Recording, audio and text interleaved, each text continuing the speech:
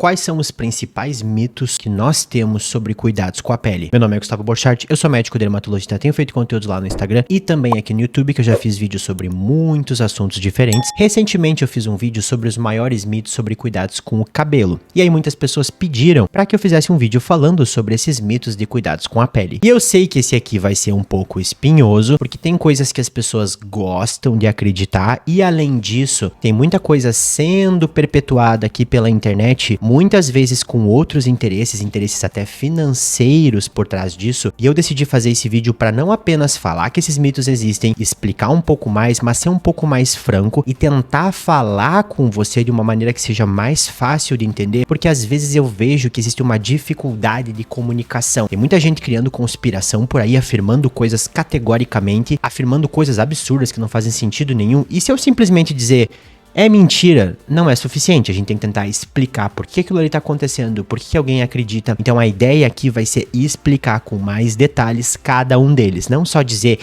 isso aí é bobagem, não sei por que as pessoas acreditam. Porque eu entendo, eu sou médico dermatologista, mas por muito tempo eu tive muito pouco contato com a pele. Eu entrei nesse mundo da dermatologia nos últimos 10 anos. Antes disso, dentro da própria medicina, tinha coisas que eu não tinha ideia. E eu também acreditava em vários desses mitos aqui enquanto eu estava na faculdade de medicina. Foi só depois que eu estudei mais a fundo a pele e consegui entender como funciona a nossa pele que eu percebi que muita coisa que eu acreditava não era verdade. E isso acaba sendo um pouco desagradável, porque muitas vezes você acredita muito que algo é verdade, você quer que aquilo seja verdade, porque é até um pouco confortável acreditar que aquilo é verdade, só que aí você chega lá e descobre que é mentira, e a primeira reação que dá é, não, eu não tava errado, é que essa pessoa aí não tá certa. Só que não adianta se revoltar, tem coisas que a gente tem que mudar de opinião, não tem muito o que fazer. Então eu vou falar sobre todos eles, não tá numa lista específica aqui de maiores para menores, eu vou citar os 10, talvez o último seja um pouco mais polêmico, por isso que eu vou deixar por último, quase ninguém chega no final do vídeo, só que vamos falar sobre cada um deles e eu vou explicar em detalhes. O primeiro mito é, doenças de pele são resolvidas pela alimentação ou doenças de pele são todas causadas pela alimentação? E muitas pessoas acreditam nisso porque as pessoas gostam de acreditar que existe uma certa justiça no mundo, isso é muito mais confortável, e eu digo isso pelo seguinte,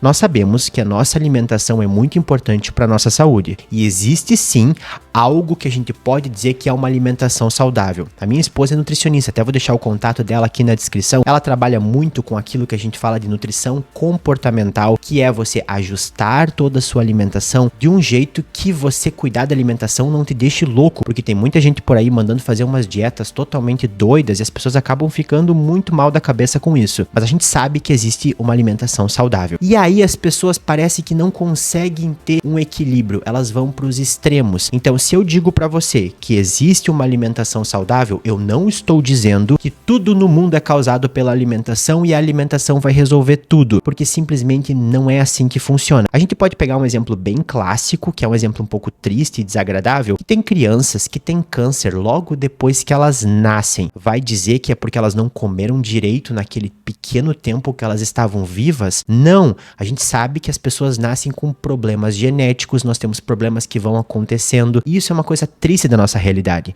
Então, por mais que seja agradável acreditar que a alimentação vai causar tudo, e se resolver a alimentação vai resolver tudo, não é assim que funciona no mundo real. Isso falando de forma geral. Agora vamos falar sobre a pele. A pele é um órgão. Essa é uma coisa legal, tá? Como dermatologista, tem gente que acha muito divertido, tem alguns colegas meus que acham muito legal falar a pele é um órgão que produz hormônios, é o maior órgão do corpo humano. E na realidade, eu até poderia dizer que a pele é como se fosse uma floresta. Ela é muito complicada, ela tem camadas. Você só vê essa coisinha aqui de fora, mas ela tem camadas diferentes. Tem muitas coisas que vivem aqui. Nós temos bactérias, fungos, vírus. Existe toda uma complexidade em relação à nossa pele. E a nossa pele teve que passar por milhares de anos de evolução para conseguir viver no mundo que nós vivemos. Que nós temos mudanças de temperatura, umidade, calor, e tem muitos micro-organismos, tem muitos vírus e bactérias que ficam no ambiente que podem entrar na nossa pele e causar problema. Eu nunca esqueço de um filme que eu acho que é Guerra dos Mundos, alguma coisa assim, que chegam alguns extraterrestres no planeta e no final do filme eles acabam morrendo porque eles não estão acostumados a lidar com nossos vírus e bactérias. Então a nossa pele teve que passar por toda essa adaptação. E no meio disso pode acontecer um monte de problema. E quando eu digo um monte de problema, é um monte de problema mesmo. Na dermatologia existem mais de 1000 doenças. É tanta doença que às vezes eu tô atendendo algum paciente e eu olho aquilo e penso, nossa, eu sei o que isso aqui é, mas não lembro o nome. Eu tenho que pesquisar pra ver o nome, porque são muitos nomes diferentes e são muitas doenças diferentes, porque cada partezinha dela pode ter um problema. E se surge um problema ali, às vezes a gente tem que usar alguma medicação, tem que usar algum produto, e não vai ser mudando a alimentação que vai resolver isso. A alimentação tem impacto na pele? Tem. E a gente poderia dividir isso de maneiras diferentes. Uma delas, a gente pode pensar que a nossa pele precisa de alguns nutrientes para ser saudável. E aí a gente depois vai entrar em outro mito que fala um pouco mais sobre isso, não vai dar muito spoiler aqui, mas a gente precisa desses nutrientes para a pele ficar bem. Se a gente não consome eles, nós podemos ter vários problemas de pele. E aí nós temos até algumas doenças que acontecem por deficiências desses nutrientes,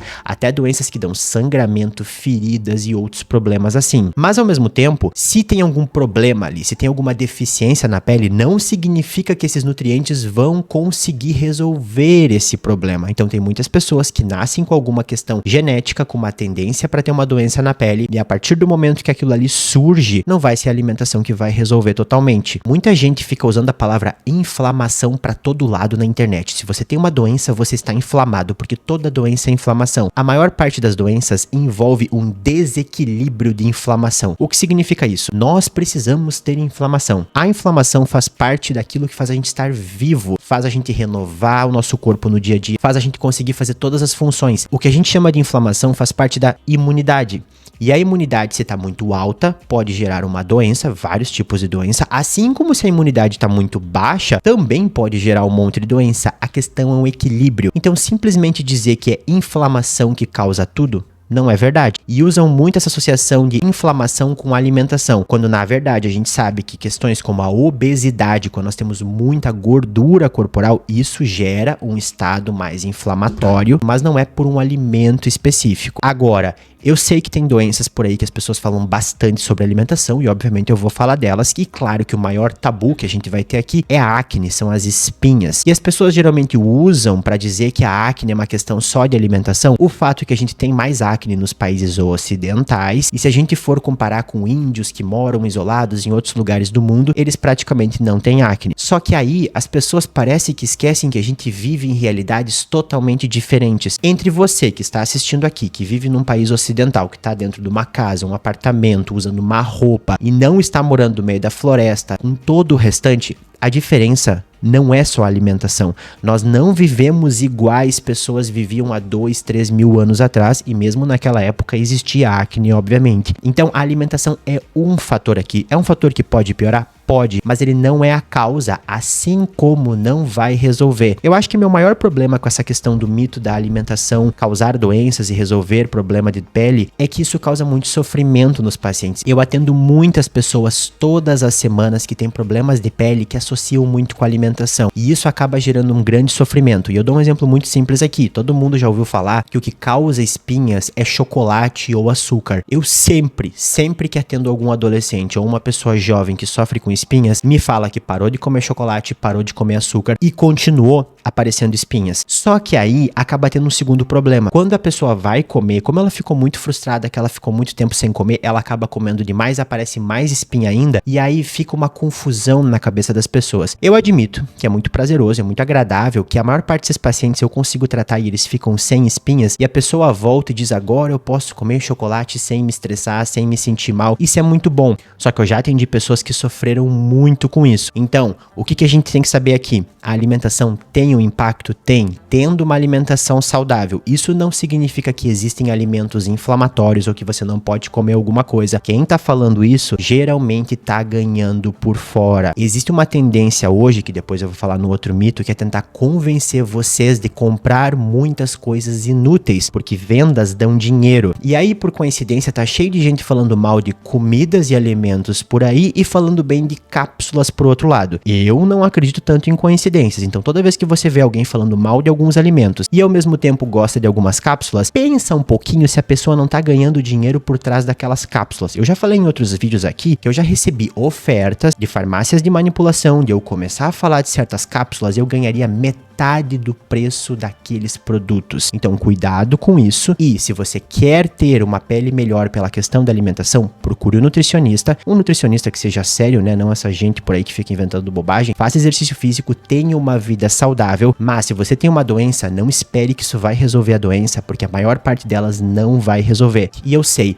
sempre vai ter algum perdido por aí que vai dizer assim: ai, mas eu tinha espinhas e eu mudei minha alimentação e nunca mais apareceu. Tem espinhas que somem sozinhas com o tempo, e não é porque sumiu em uma pessoa que vai acontecer com todas as outras. Esse é o tipo de coisa que as pessoas comentam, alguém lê o comentário, acha que é uma regra e vai criando essa ideia que simplesmente não é verdadeira. O segundo mito é uma coisa que eu sempre achei curioso desde que eu era pequeno, porque não é de agora que eu ouço falar disso, eu ouço falar desde que eu era criança, que é uma idolatria, uma romantização, uma coisa de heroísmo que dão para o vinagre de maçã na pele.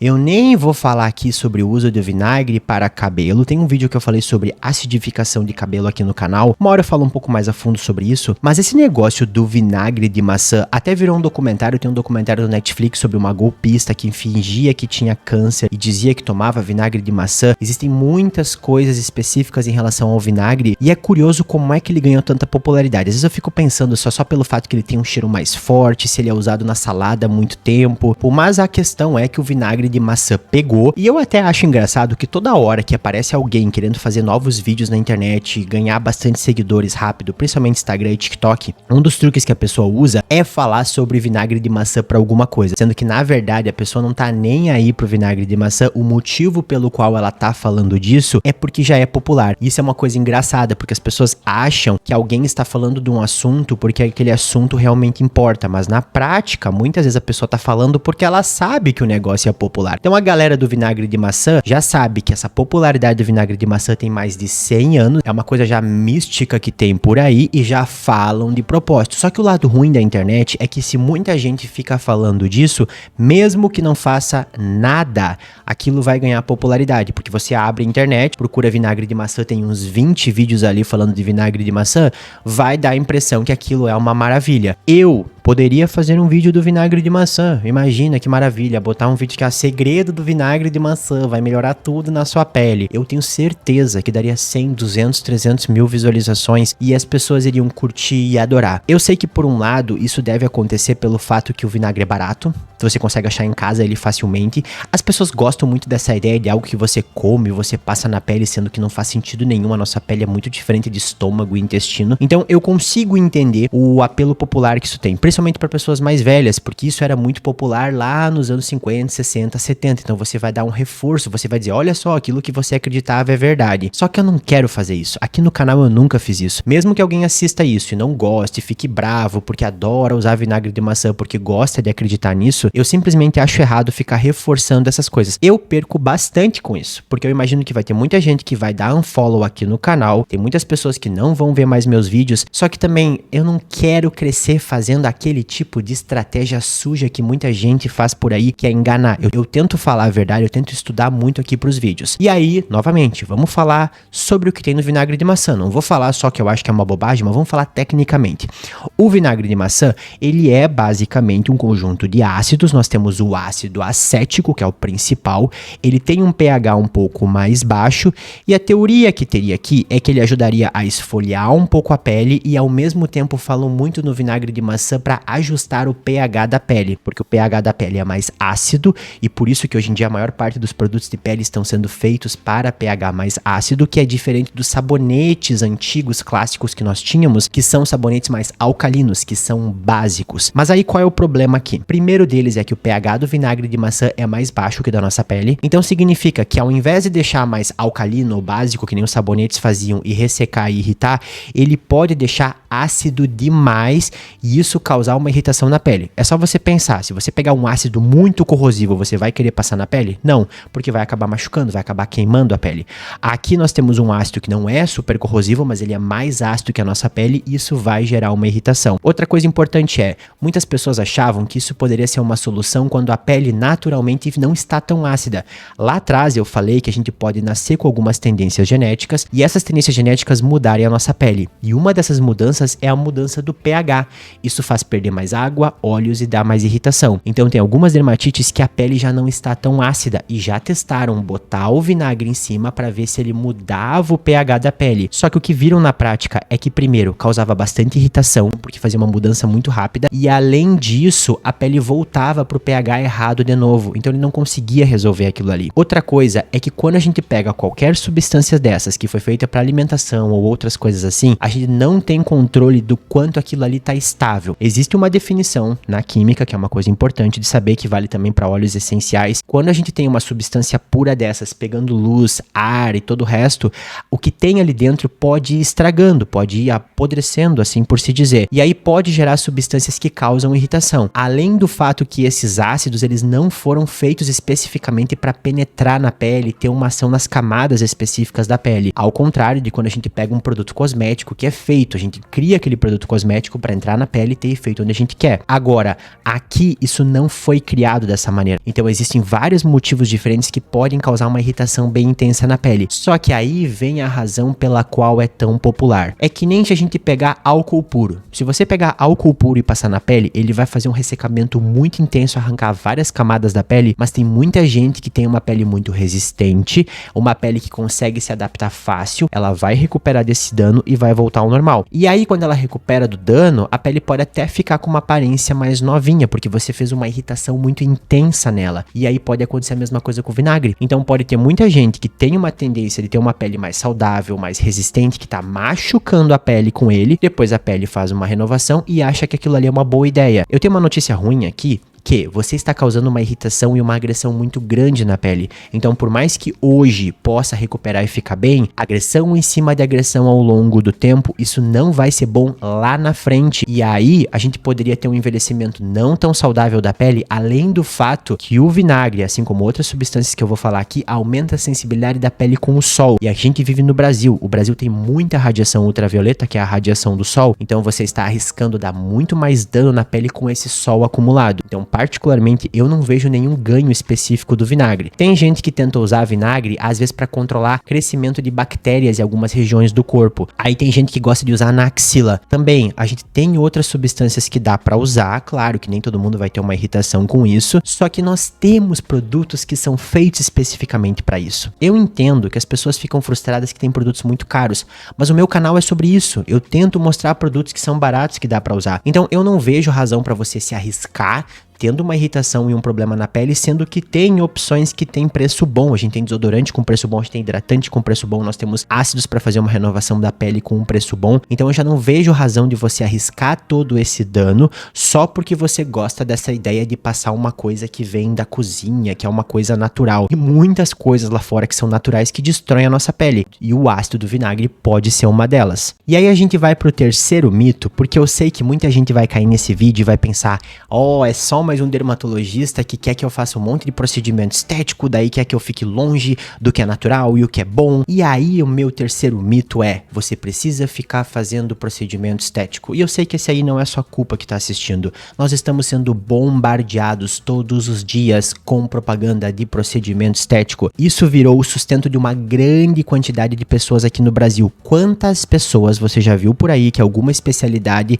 usou a palavra esteta? Agora tem fisioterapeuta esteta, tem enfermeiro esteta, tem biomédico esteta, tem dentista que é esteta, tem dermatologista que faz procedimento estético. Tá todo mundo fazendo procedimento estético e botando na sua cabeça o tempo inteiro que tem que fazer procedimento estético. Você vai numa consulta e sai com uma lista de 5 a 10 procedimentos estéticos e quando vai ver o valor, é um valor gigantesco. Então você pode ter caído no canal e pensar, Gustavo, quer que eu faça isso também?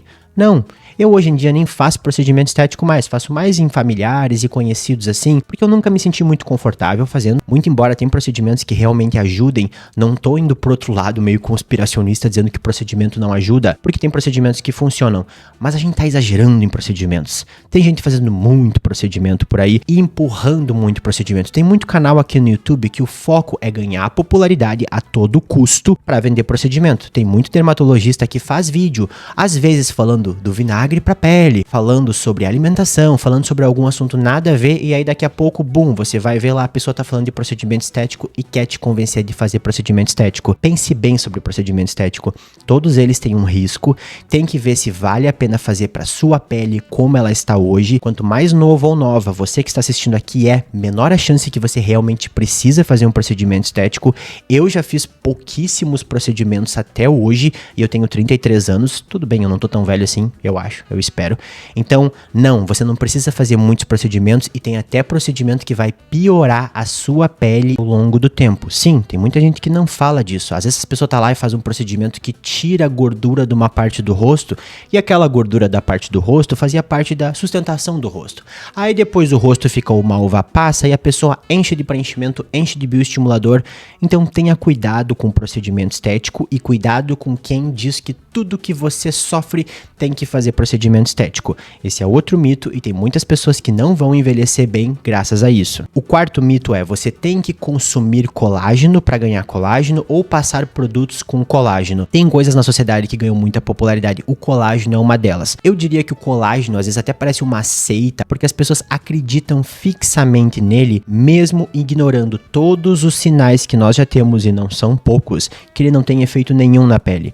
Se você for ver, sempre que alguém cita algum estudo científico que tem sobre colágeno, são os estudos ruins. Geralmente as pessoas que citam não entendem muito de estudos científicos ou simplesmente fingem que entendem porque estão ganhando alguma coisa com isso e tem muito patrocínio por aí em relação a suplemento, e aí ficam propagando colágeno. E aí tem o colágeno oral, tem até ácido hialurônico oral, que também não faz sentido nenhum, e colágeno de passar na pele. Colágeno é uma molécula super grande, ele vai tentar puxar um pouco d'água, vai ser um hidratante horroroso no máximo. Mas de qualquer maneira, para colágeno oral, eu gostaria de falar sobre um outro ângulo, que é um ângulo que eu vejo as pessoas comentando por aí, e eu quero que você pense nele. Porque além da bobagem dos estudos que são um horror, que não provam nada, e do fato que nós sabemos que não existe até hoje nenhum mecanismo que você comendo colágeno ou tendo aminoácido do colágeno vai gerar mais colágeno, um argumento que as pessoas usam é o seguinte, que vão falar pra você: ah, eu tomei o colágeno, a minha pele melhorou. Depois que eu parei de tomar, a minha pele piorou. Aí eu voltei e ela melhorou de novo. Tem muita gente que fala isso achando que isso prova que colágeno funciona, mas isso é uma das maiores provas que não faz efeito nenhum. Isso vale para várias coisas que eu vou falar aqui também. E eu vou explicar de um jeito muito simples. Se você faz um procedimento chamado bioestimulador de colágeno, que é um procedimento que funciona para ganhar colágeno, não significa que vai dar o efeito de aparência que a pessoa quer na pele, mas para ganhar colágeno ele funciona. Digamos que a pessoa vai lá em janeiro e faz esse procedimento de bioestimulador de colágeno, coloca aquele líquido embaixo da pele. Ao longo de alguns meses, aquele líquido vai gerar uma reação e vai criar mais colágeno na pele. Depois que ela não fizer mais, depois que passar esses 6 meses, aquele colágeno vai ficar ali. Ela vai perdendo esse colágeno ao longo do tempo? Vai, mas isso vai levar um bom tempo. Vai depender da idade da pessoa, a quantidade de sol que pega, se usa ou não usa protetor solar. Então, se você fez o bioestimulador de colágeno em janeiro e quando acabou o efeito dele, dizer que logo em seguida piorou a pele, tem que fazer de novo porque ela caiu tudo, não faz sentido, né? Porque o colágeno tá ali, ele tem que sair. Então, como é que a pessoa acha que ela tomou colágeno oral, ganhou o colágeno, melhorou a pele e logo depois que ela parou, a pele piorou? Por que a pele pioraria? A pessoa ficou no sol o tempo inteiro, queimando no sol? E por que logo em seguida melhoraria de novo? Ganha colágeno, perde colágeno, ganha colágeno. Isso simplesmente não faz sentido. Ficam comparando como se colágeno fosse músculo, que você faz a musculação, ganha músculo, perde o músculo, depois ganha de novo. Mas colágeno não é músculo, então essa lógica não funciona assim. Você não vai perder colágeno tão rápido. É um processo que a gente tem do envelhecimento e também do sol e hábitos de vida. Então não vai perder tão fácil assim. Se funcionasse, a pessoa teria uma melhora e aquela melhora duraria um tempão.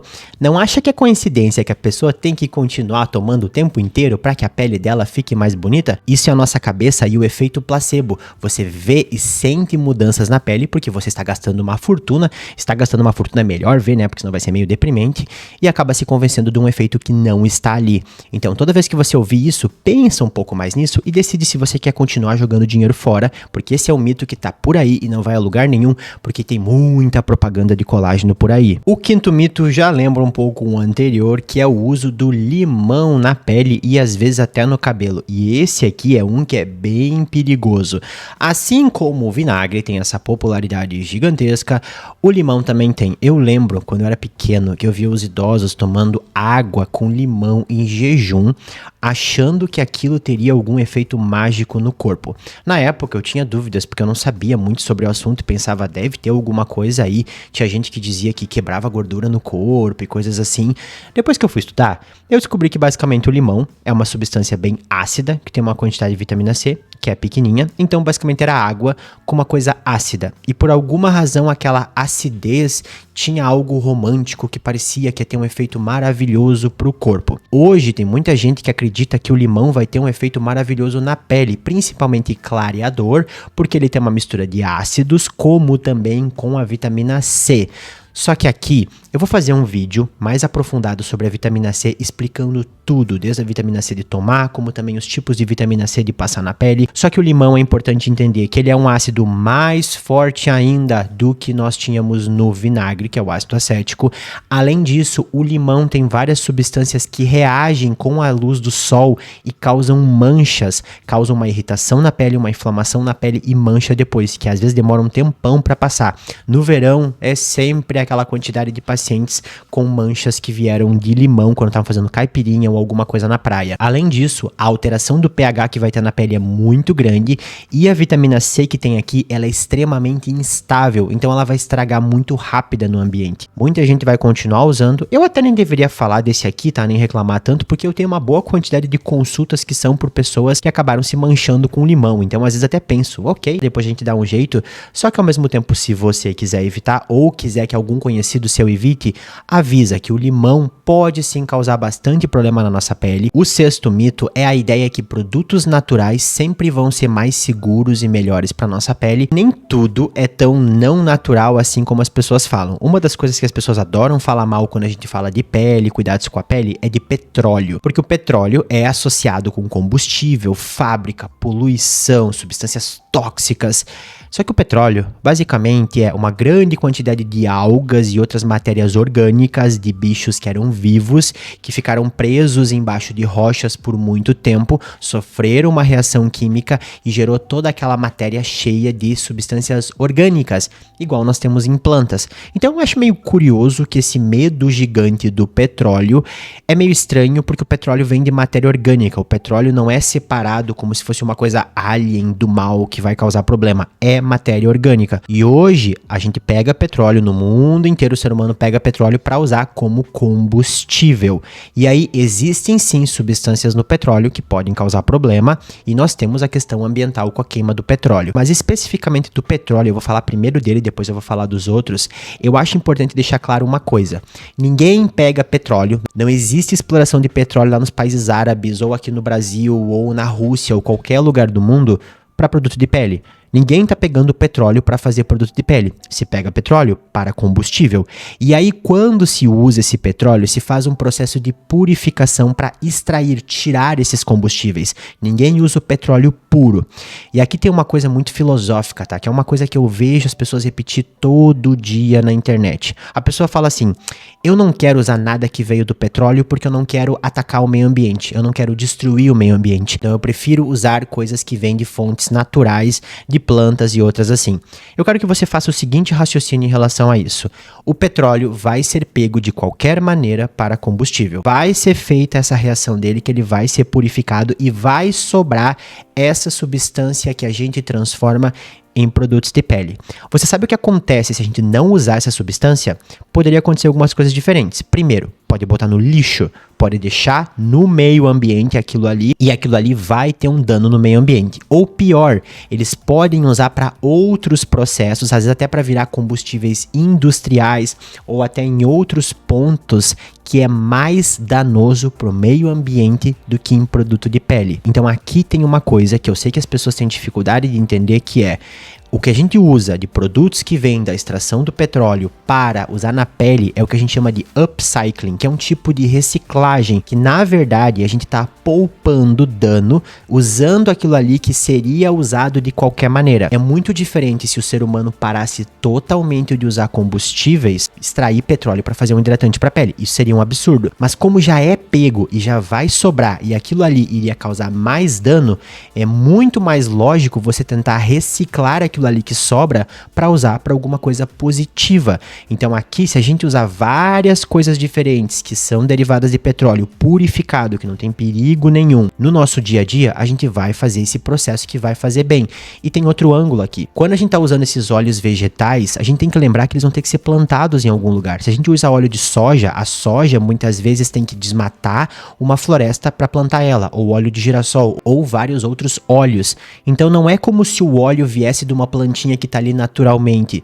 Muitas vezes tem muita poluição e dano ambiental pela destruição das florestas daqueles produtos que vão substituir a vaselina sólida, quando na verdade ela é um produto seguro e você está fazendo uma forma de reciclagem. A mesma coisa a gente pode falar com uma polêmica que teve nos Estados Unidos, que estavam trocando as esponjinhas que as mulheres usam para botar maquiagem por algumas que eram de fontes naturais, por esponjas naturais, quando na realidade aquelas esponjas ali, elas eram feitas de materiais derivados de petróleo. Mas olha que loucura a gente tem aqui. Aquela esponja que é feita de material de petróleo, você pode lavar ela, usar muitas e muitas vezes, enquanto aquela esponjinha natural acumulava bactérias e tinha que ir pro lixo mais cedo. No fim das contas, a esponjinha natural causa mais dano do que aquela que vem do petróleo. Então eu sei, pode não parecer fazer sentido, pode ser estranho, mas sim, é melhor para o meio ambiente a gente usar isso e tentar aproveitar esses materiais. Se você quer que não tenha mais poluição, tem que tentar lutar por novos tipos de combustíveis. Aqui no Brasil daqui a pouco vai ter um monte de exploração de petróleo, tem que lutar contra isso então. Os produtos de pele não são os responsáveis por esse problema, assim como eles são 100% purificados. Eu diria que a maior ironia que nós temos em relação a produtos de pele, de longe, é que o produto mais seguro de passar na pele, se você pegar todos os produtos de pele que existem no mundo e pegar centenas de pessoas, aquele produto que você vai passar no maior número de pessoas e não vai dar irritação nenhuma é a vaselina sólida que vem do petróleo purificado. Porque como ela é 100% purificada, ela é totalmente inócua. O criador dela chegava a comer vaselina sólida para mostrar para as pessoas que não tinha efeito nenhum no corpo, porque ela não faz nenhuma reação no corpo, ela protege e segura a água. Por isso que ela é um dos melhores hidratantes que nós temos. Só que muita gente morre de medo do ingrediente mais seguro que nós temos por aí, que é uma grande bobagem. Agora, quando a gente fala de produtos naturais vão ser sempre seguros, isso é um problema que na verdade não veio só das pessoas, foi propagado por muitas entidades muito mal intencionadas lá de fora. Nós temos a EWG, que é uma organização americana que ganha muito dinheiro criando terrorismo, dizendo que qualquer produto que seja sintético vai ser naturalmente ruim e tudo que for natural vai ser naturalmente bom.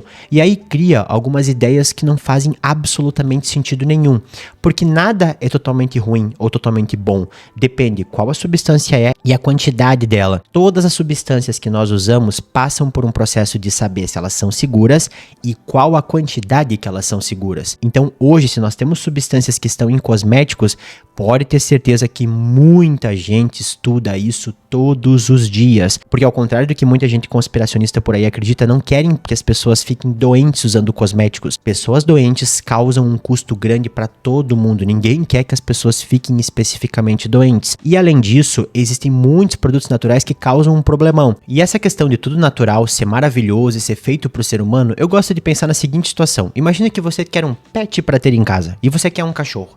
E você tem duas opções diferentes. Você pode ir numa feira que está tendo a adoção de cães, que são cachorros que vieram de outros cachorros que viviam com pessoas, ou seja, cachorros que já estão acostumados a viver com pessoas e pegar um cachorro e adotar ali. Ou você pode ir lá na floresta e pegar um lobo para morar com você dentro de casa. Qual dos dois vai ser mais seguro? É óbvio que o lobo talvez ataque você, porque o lobo na natureza não foi feito para te agradar, enquanto aquele cachorro que está ali, ele passou gerações e gerações e gerações sendo acostumado a viver com seres humanos e já está diferente do lobo. A mesma coisa a gente pode falar sobre essa história de produtos naturais. A maior parte dos ingredientes que a gente tem ou tem algo na natureza ou foi feito parecido com algo da natureza, daqueles que realmente têm um efeito na nossa pele. Agora, se você vai direto na floresta pegar, a grande chance é que vai ter alguma coisa que possa causar uma irritação ali. Eu atendo toda semana também pessoas que tiveram queimaduras ou irritações com óleos essenciais ou outros óleos naturais que não tem controle nenhum, simplesmente colocaram num tubinho, não sabe nem direito tudo que tem ali dentro e acaba causando irritação. Então não, nem tudo que é natural vai ser a melhor opção para nossa pele. E hoje nós temos um controle tão grande que a gente consegue criar os produtos certos com os ingredientes certos para ter aquele efeito que a gente quer na pele. E aí, como eu falei antes, mesmo que você pegue num produto feito para pele, óleo de amêndoas, óleo de girassol, óleo de coco, até óleo de jojoba, todos eles têm maior chance de causar uma irritação do que a vaselina sólida. Então, se a pessoa quer continuar acreditando nisso, vai ser mais por teimosia. É só passar na pele que você vai ver que não vai acontecer nenhum desses problemas que estão falando por aí. E eu sei que também existe um terrorismo que se faz por aí, dizendo que produtos de pele vão mexer com os nossos hormônios ou que vão causar câncer. Mas olha que ironia, é só os produtos sintéticos que vão mexer com os nossos hormônios e vão causar câncer. Mas os produtos na natureza não vão fazer isso? Sim, existem muitas plantas e substâncias na natureza que nos causam câncer e causam problemas muito graves. Então, simplesmente ser da natureza não mudaria isso. E essa polêmica de mexer com hormônios, a maior parte das substâncias que pode mexer com hormônios, só que na realidade isso é tudo bobagem. Eu tenho um vídeo aqui no canal que eu falei sobre a disrupção endócrina e não tem que se preocupar com isso, mas natural não é sempre melhor. O sétimo mito pode parecer simples, mas muitas vezes acaba ficando complicado porque impacta muito as pessoas, que é: você precisa de um produto diferente para cada problema que você tem na pele. E isso é uma visão totalmente errada, porque você vai pegar o problema e achar que o problema é aquilo que está acontecendo. E eu sei que pode parecer um pouco confuso isso, mas pense o seguinte: muitas das coisas que aparecem na nossa pele são por razões parecidas. Então, por exemplo, se a gente tem uma pele que está toda descascada, esbranquiçada, está coçando bastante, está com alergia e até pode ter dor, tudo isso pode estar acontecendo porque está faltando hidratação na pele. Assim como tem pessoas que têm espinha na pele porque tá faltando hidratação na pele. Então, muitas vezes o que você precisaria fazer é usar hidratante. E aí imagina se você vai comprar um produto para cada coisa. Ainda existe o risco de você usar produto demais e os produtos causarem problema na pele. Então, além de não ser necessário, pode ser danoso. Isso ganhou muita popularidade graças a essas rotinas de skincare coreana com 8, 10, 12 etapas, que é como se fosse um cronograma capilar da pele, que na maior parte das vezes é um monte de coisa inútil que não serve pra nada. Então, você não tem que comprar muitos produtos, você tem que saber quais produtos funcionam pra sua pele. Aqui no canal, lá no Membros VIP, eu falo isso bem claramente para tipos diferentes de problemas, que muitas vezes com 3, 4 produtos você já vai conseguir controlar todos eles. Não precisa acumular um monte de produto, e muitas vezes em consultas o que eu faço para as pessoas é tirar um monte de produto que elas estão usando, e só de tirar os produtos já melhora bastante a pele das pessoas. O oitavo mito é: para ter uma pele renovada e bonita, o segredo é esfoliar ela. E esse é um mito que também causa bastante problema nas pessoas, porque as pessoas acham que a nossa pele é como se fosse uma parede que vai engrossando, você lixa, ela fica lisinha e você vai fazendo todo dia isso. Mas a nossa pele é uma barreira de proteção. Ela tem um equilíbrio, aquele equilíbrio que eu falei entre água, óleo e todas as estruturas dela. Se você vai esfoliando demais e não dá tempo dela renovar, pode surgir vários problemas diferentes na pele. Então você tem que conseguir achar o equilíbrio entre você fazer uma esfoliação e tipos diferentes de esfoliação e também ajudar nesse processo de renovação e manter o equilíbrio da pele. Tem muitas condições de pele que o maior problema, a coisa que mais atrapalha, é fazer esfoliação demais. E existem tipos diferentes de esfoliação. Tem a esfoliação física, que dá para fazer desde escovas até produtos que você sente aquelas pedrinhas ali que estão esfoliando, até como a esfoliação química, que são ácidos e outras substâncias que têm um efeito químico que vai fazendo uma esfoliação na pele. Mas na maior parte das vezes, esfoliar todos os dias não é uma boa ideia. A melhor opção de esfoliação vai depender do tipo de pele que você tem, quais problemas você sofre, e também tem tipos diferentes de ingredientes para fazer uma esfoliação. Isso tem lá no Método Derma e também tem aqui para os membros VIP, mas na dúvida, não esfolie todos os dias, que já vai fazer bastante diferença. O nono mito, e esse é um que realmente causa muito dano na pele das pessoas, é achar que protetor solar só tem que ser usado em dias de sol ou só tem que ser usado quando a pessoa vai pra praia ou vai pra piscina. O sol causa dano na nossa pele e aqui no Brasil nós temos bastante radiação solar, isso é um fato. Então toda vez que você sair lá fora, principalmente entre 11 da manhã até 3 da tarde, no verão até um pouco mais, vai estar pegando radiação solar na sua pele e isso vai estar gerando dano. Aí alguém poderia falar, mas eu tô preocupado com a vitamina D.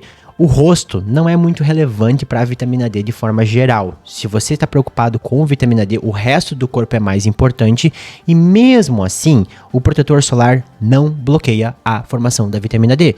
Isso porque o protetor solar não protege totalmente e tem muito sol aqui no Brasil. Então, deixar de usar protetor solar para a vitamina D é bobagem. Pode ver que quase todo mundo que fala isso não é dermatologista e não sabe nem explicar direito isso. Só fica dizendo que precisa de sol intenso.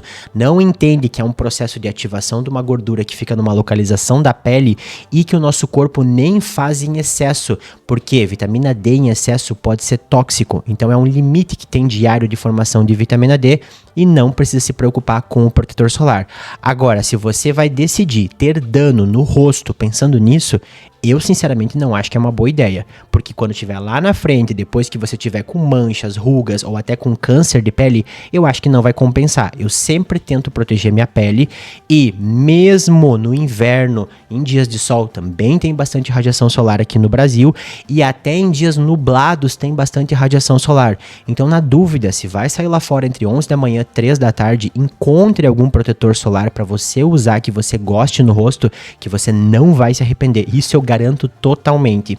E se você não usa e acha que tá tudo bem porque você tem tal idade e ainda tá bem, e muitas vezes as pessoas ainda conseguem ter uma pele esteticamente bonita mesmo com todo o dano do sol. Imagine assim, você vai estar poupando dano e menos dano você vai ter uma pele mais saudável, não é só sobre estética. Mas se quiser continuar pegando, tudo bem, o meu papel é só alertar isso, eu tento usar todos os dias e pretendo chegar lá com 50, 60 anos com uma pele bem saudável. O 10º mito que tem por aí é que antioxidantes que você toma e até mesmo antioxidantes que você passa na pele vão proteger a pele do dano que o sol causa nela. E esse aqui é um mito que eu preciso que você consiga entender, principalmente se você se preocupa com a saúde da sua pele, risco de câncer e todo o restante, porque assim, a radiação do sol, que é a radiação ultravioleta, ela é uma linhazinha muito fininha, praticamente invisível, que carrega muita energia. O grande problema dela não é oxidação. Tá? O grande problema dela é que ela carrega esse calor muito intenso que entra lá nas camadas profundas da pele e ela tem a capacidade de penetrar dentro das células e chegar no DNA. E quando ela encosta ali com aquele calor, ela gruda umas partes do DNA. Então tem que pensar no DNA como se fosse uma fitinha lisinha ali, que tem umas bandeirinhas, chega o calor e gruda pedaços. O nosso corpo tem que cortar fora aquilo ali e o DNA é como se fosse uma receita e você perdeu um pedacinho muito pequenininho daquela receita.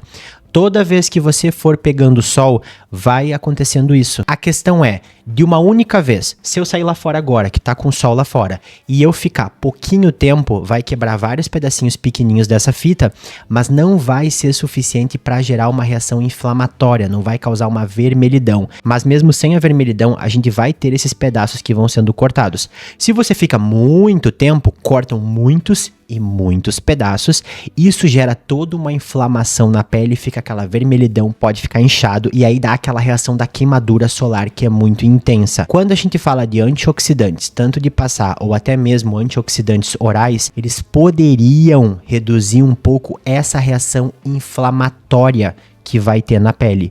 Só que olha o problema que nós temos aqui. A reação inflamatória é o resultado do que o sol causou, não é o dano principal. Tomando antioxidante ou passando só antioxidante na pele não vai deixar de ter o dano com o sol. Tanto que se você pegar os estudos desses antioxidantes que tem por aí para tomar, todos eles olham essa parte mais de vermelhidão ou até esses efeitos de oxidação na pele. Eles não vão ver a parte do dano do DNA porque não tem como proteger disso. Então você simplesmente tomar antioxidante, mesmo pela alimentação, e passar antioxidante na pele não vai proteger desse dano que fica na pele. E na verdade, sinceramente, pegando os estudos que tem mostrando sobre reduzir a vermelhidão e reduzir o restante, são estudos muito ruins. Eu particularmente acho uma grande perda de tempo a maior parte desses antioxidantes orais. E eu sei, vai ter gente que adora o seu antioxidante oral porque já está acostumado todo dia a ouvir aquela pessoa fazendo publicidade e propaganda de antioxidante oral. Tem a farmácia que é conhecida, tem aquele cupomzinho de desconto. Mas assim, novamente a gente entra naquela história de falar mal de alimento e querer que compre umas cápsulas. Sinceramente, isso é o tipo de coisa que não vai fazer diferença nenhuma, mas se você quer continuar tomando e jogando dinheiro fora, não tem problema. O mais importante é, lembre que o sol vai continuar causando dano, tem que usar protetor solar. Hoje em dia, colocam muitos antioxidantes no protetor solar para reduzir um pouco esse processo, para reduzir a formação de manchas e tudo, então a gente usa a vitamina C, a vitamina E, a niacinamida e outros assim, mas se pegar sol sem protetor, vai causar dano igual e esse dano vai ficar, não esqueça disso. E o 11º mito fica mais nessa linha, que é a questão da pessoa ser obrigada a pegar sol por causa da vitamina D, e isso vai deixar a pele mais saudável e a saúde da pessoa vai ser toda melhor como um todo. E aqui tem um ângulo que eu gostaria que você pensasse um pouco mais, porque toda hora alguém fica batendo nessa tecla como se fosse uma verdade absoluta, porque as pessoas esquecem que existem diferenças muito grandes quando nós falamos dessa questão de se expor ao sol, se expor à luz, ficar fora do sol, ficar fora da luz. Muitas vezes fazem comparações de países do mundo que praticamente não tem luz solar, que é muito nublado, frio, e comparam com países muito ensolarados e fazem comparações em relação à depressão, saúde, e várias outras questões assim. E no fim das contas, sempre botam na conta do sol na pele. Agora pensa o seguinte, tem um país que muitos brasileiros estão vivendo hoje, que é a Irlanda, que fica lá em cima, lá na Europa, depois da Inglaterra, que é uma região que praticamente não tem muita luz solar. É bem mais frio lá, muito mais cinzento. E aqui no Brasil, se a gente pegar São Paulo ou até Rio de Janeiro, vamos pegar o Rio de Janeiro que é mais simbólico, tem bastante dias ao longo do ano com luz solar, é mais quente.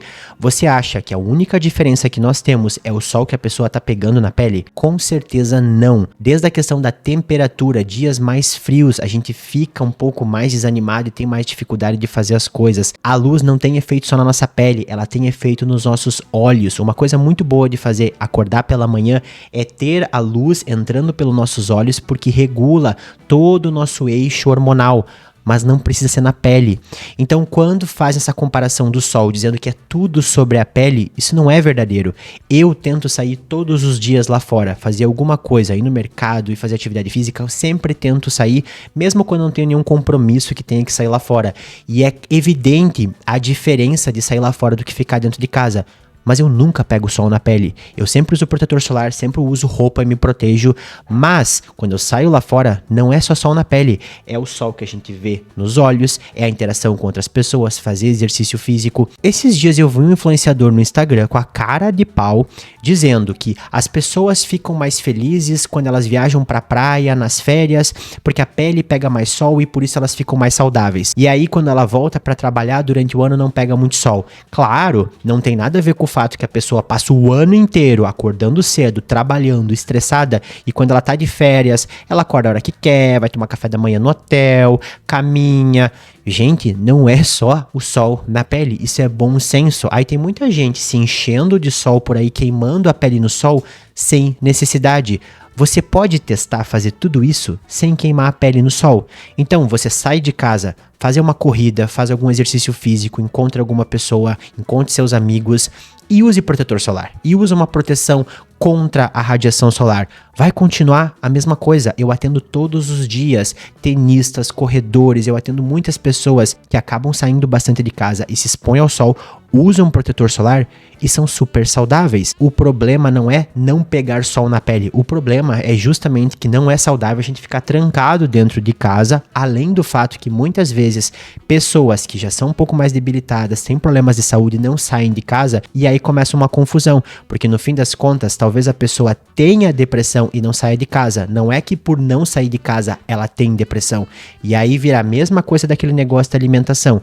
Então não, você não precisa pegar sol para ser saudável. Mas você tem que ter uma boa alimentação, fazer atividade física, fazer exercício físico, vale a pena sair lá fora, não é bom ficar trancado dentro de casa. Isso tudo é bom senso, mas não precisa ficar queimando a pele por isso. E é só testar. Tenta viver na vida real. Faz isso. Eu corro, saio lá fora, não tô tostando minha pele e tô me sentindo muito bem. O 12º mito é outro que é muito perigoso, que diz que se você quer proteger a sua pele do sol, você tem que bronzear a pele.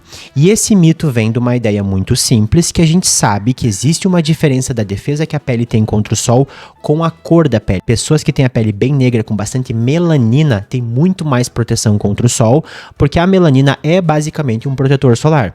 Enquanto pessoas que têm a pele bem clarinha, elas praticamente não têm proteção contra o sol e têm muito mais câncer de pele. Um exemplo muito claro disso, se a gente pegar albinos que nascem sem nada de melanina, eles têm muito câncer de pele e eles queimam com muita facilidade no sol. Aí as pessoas pensam o seguinte: eu, por exemplo, tenho a pele um pouco mais clara, mas eu chego a bronzear. Dá um trabalhão, tá? Não é muito fácil, não dura muito tempo. Se eu ficar pegando sol constantemente, eu vou ficar um pouco mais bronzeado, vou ficar com a pele um pouco mais escura e ela não vai queimar com tanta facilidade. Mas lembra que eu falei antes que o sol entra na pele e ele vai queimando aquela parte do DNA? Mesmo com aquele bronze, aquilo faz uma proteção muito pequenininha para a pele. Vai controlando um pouco esse processo de vermelhidão, mas o dano do DNA continua acontecendo. Então não significa que você vai ficar livre de ter um câncer de pele por isso. É muito comum, inclusive, pessoas que passaram a vida inteira bronzeadas ter bastante câncer de pele, principalmente depois dos 50, 60 anos de idade. E aí tem algumas pessoas que falam: ah, Gustavo, mas se a gente pegar aquelas pessoas que têm o melanoma, a gente vê que pessoas que ficam mais bronzeadas não têm tanto melanoma do que aquela pessoa que nunca fica bronzeada. É porque o melanoma acontece mais comumente em pessoas com a pele bem clara, que geralmente nem ficam bronzeadas. São as pessoas que ficam só queimando no sol. Então o que as pessoas esquecem de dizer aqui, e eu atendo muitos pacientes com melanoma, vários deles são pessoas que nem teriam essa opção, porque elas queimam, e porque elas queimam mais, elas têm muito mais sensibilidade para o sol e acabam sofrendo mais com o melanoma, mesmo sem pegar muito sol, porque muitas vezes uma ou duas queimaduras super intensas deixam uma sementinha ali que vira um câncer lá no futuro. Só que aí as pessoas que vivem bronzeadas acham, tá, então eu tô livre. Não, o que a gente vê na prática é que as pessoas que ficam muito bronzeadas acabam tendo melanoma depois dos 50, 60 anos de idade, por vários danos pequenininhos que vão acontecendo todo dia. Então aquela pessoa com a pele bem clara, que queimou bem feio, teve uma super queimadura e um dano gigante de uma vez, como se fosse uma bomba, e aí acabou gerando câncer, e aquela que vai se bronzeando todo dia e queimando todo dia, demora mais e tem o câncer lá na frente. As duas acabam com câncer de pele. Então se você fica bronzeado o tempo inteiro, não está protegendo a sua pele, porque vai continuar acontecendo dano ali no DNA. Não é todo mundo que vai ter câncer de pele, mas o restante de envelhecimento, como manchas, rugas, tudo isso vai acontecendo. É só você pegar pessoas que trabalharam a vida inteira expostas ao sol, ou até atletas que ficaram muito tempo no sol sem protetor solar, que você vai ver a aparência que tá da pele. E aí você me diz se realmente o sol não causa dano na pele. Só não acredita quem não quer mesmo. O 13º é um complemento lá pro primeiro, que fala sobre alimentação, que é suplementar vitaminas vai fortalecer a pele, cabelo e unhas. Isso aqui é um problemão. E eu imagino que você assistindo aí já foi bombardeado com propagandas de suplementos para pele, cabelo e unhas todos os dias há muito tempo. E isso aqui acontece por uma razão muito simples. E é interessante porque eu vejo um cenário muito legal pela internet. As pessoas geralmente não gostam da indústria farmacêutica, elas têm na cabeça delas o que é uma indústria farmacêutica, que é a indústria que vende os remédios e tal. E existe os suplementos alimentares, que esses são bonzinhos, porque os suplementos alimentares, eles não são um remédio. A grande ironia aqui, que eu não sei se você sabe, mas fique sabendo a partir de agora, que quase todos os suplementos que nós temos de vitamina, suplementos para tomar, silício, colágeno, tudo é da indústria farmacêutica. É o mesmo dono daquele que faz o remédio. Às vezes eles fazem um truque muito bonito. Eles têm uma empresa grande dona, aí tem um nome daquela que faz o remédio e o outro nome é aquela que faz o suplemento. Mas o dono é o mesmo. Ele sabe que as pessoas gostam dessas conspirações com remédios e acabam fazendo suplementos com outro nome para tirar dinheiro de qualquer maneira. Então isso aqui eu acho um negócio incrível, como as pessoas caem facilmente nessa história. E aí, Quem tá assistindo aqui já foi bombardeado com propaganda de suplementos e deve achar que eles são todos maravilhosos. Mas aí eu gostaria de reforçar uma coisa aqui. O motivo pelo qual tem tanta propaganda com suplementos alimentares e vitaminas por aí é que as regras são muito mais simples. É muito mais fácil você criar um suplemento ou uma vitamina do que um remédio. Remédio, você tem que comprovar um monte de coisa, tem um monte de estresse, se tem problema, dá processo gigantesco, enquanto suplemento alimentar é a coisa mais fácil que tem. Aqui no Brasil, para você aprovar, basta que não cause problema, e às vezes até causa problema, mas simplesmente não está incomodando ninguém. Então, se você ver as regras para aprovar suplementos, elas são ridículas. Tem gente que usa palavras chiques para tentar deixar eles mais legais, como nutracêuticos, nutrição farmacêutica. Daí já entrega um pouco que eles são da indústria farmacêutica, né? Mas de qualquer maneira, as regras são uma piada. Então qualquer porcaria é aprovado como suplemento alimentar. E aí você coloca qualquer estudo que também é uma porcaria e eles colocam lá e tá aprovado. E aí dá pra vender bem caro e ganhar uma fortuna com isso. Então você vai ver muita gente falando por aí, só que a lógica aqui é o seguinte: o nosso corpo precisa de uma quantidade de vitaminas. Se você não tiver elas, você vai ter problemas. Se você tiver a mais, não significa que vai ajudar. E tudo isso já foi estudado. Tem estudos que simplesmente fingem que não existem porque não querem se incomodar. A vitamina C, por exemplo, que eu vou fazer um vídeo bem completo sobre ela, já foi estudada e viram que se você não consumir vitamina C, você tem problema na pele. Mas se você ficar suplementando mais vitamina C, não faz diferença nenhuma. E a mesma coisa vale para a maior parte das vitaminas. Então, se você não tem uma deficiência de uma vitamina, não vai fazer diferença nenhuma. Só que as pessoas gostam de acreditar, e aí entra aquilo que eu falei também lá atrás, que as pessoas querem acreditar nisso porque é mais fácil.